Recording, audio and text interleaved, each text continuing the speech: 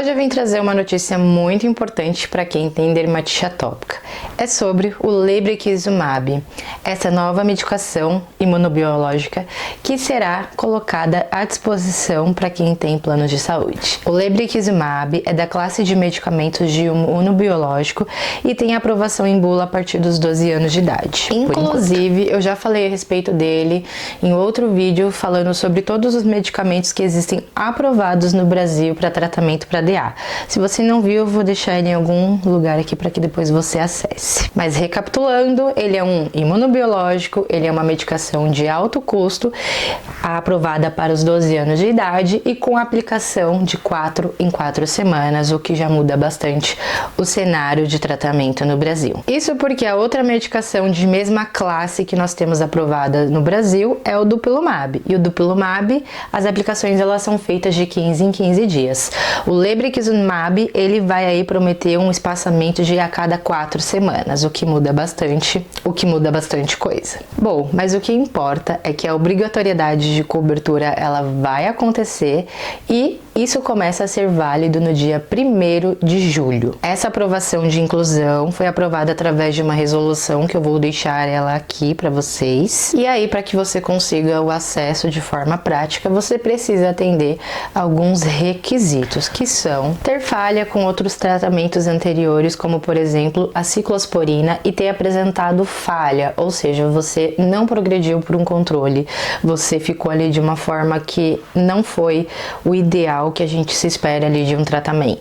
Você precisa ter um score acima de 50 e o IASI, nunca sei como fala essas duas pronúncias, acima de 21. E quem vai avaliar isso vai ser o médico que te acompanha, que ele vai lá, conforme você for dando as informações para ele na consulta, ele vai preenchendo ali como que é a doença, né? Qual a proporção do seu corpo que está tomada pela doença e a intensidade dos seus sintomas. EASI, eu acho que é EASI que fala.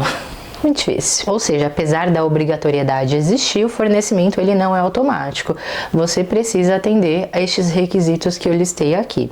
Mas, atendendo eles, o que você vai fazer? Você vai entrar em contato com o plano de saúde, com o seu relatório médico, mais a sua receita médica e vai solicitar a medicação. E se porventura, ainda assim, o plano de saúde ele se negar a fornecer a medicação, o que você vai fazer? Você vai judicializar. Ai, Camis, mas eu acabei de fazer a troca de convênio e o convênio ele tá alegando carência. Tudo bem, você vai judicializar. Ai, Camis, mas o convênio disse que não, eu vou ter que judicializar. Sim, porque infelizmente a fiscalização em cima dos planos de saúde, ela não acontece de uma forma tão agressiva, eu diria. Então, para que a gente consiga ali, né, de fato, exercer o nosso direito, às vezes a gente vai precisar colocar um advogado na situação. Eu vou deixar a indicação do Dr. Eduardo aqui, eu já falei dele em outros vídeos, porque ele é um excelente profissional, ele me ajudou no meu processo para conseguir hoje o dupilumab, né? E eu tenho certeza que se você precisar da ajuda dele, se você se vê numa situação dessa, ele vai poder te ajudar. Agora, um ponto importante, se o seu plano de saúde ele é esses com coparticipação, aí a gente precisa entender até que ponto de fato esse plano de saúde ele tem obrigatoriedade de te fornecer e até que ponto não. E aí nessa questão eu vou falar para você também a melhor forma de você ter uma informação adequada é consultar um advogado. E aí você vai perguntar assim para mim, e Camis, quando isso vai acontecer de ser disponibilizado no SUS?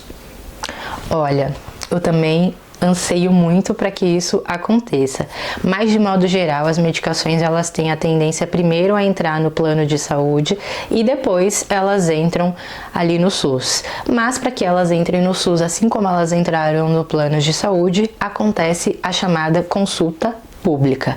Eu preciso trazer esse assunto para vocês porque quando acontecem essas consultas públicas é de extrema importância que nós pacientes, cuidadores, todos interessados no assunto, nós tenhamos uma participação ativa muito grande, porque isso expressa a necessidade de fato de existir acesso à medicação, porque apesar de para nós isso ser claro, isso ser uma coisa óbvia, a gente precisa sinalizar para as pessoas que detêm o poder nas mãos que a gente precisa, o óbvio.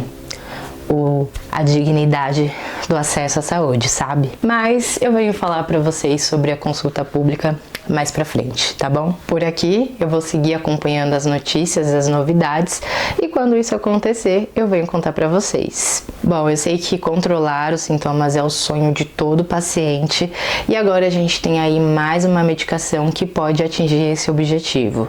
Eu torço para que esse vídeo ele te ajude de alguma forma, que ele esclareça alguma dúvida, que ele te gere uma informação a ponto de você buscar mais informação com o seu médico ou pesquisar por conta própria a respeito desse tratamento, tá bom? Um beijo pra vocês e não se esqueça que você não é só pele. Até o próximo vídeo e não deixa de me seguir lá no Instagram, no Você Não É Só Pele, que voltou. Tchau!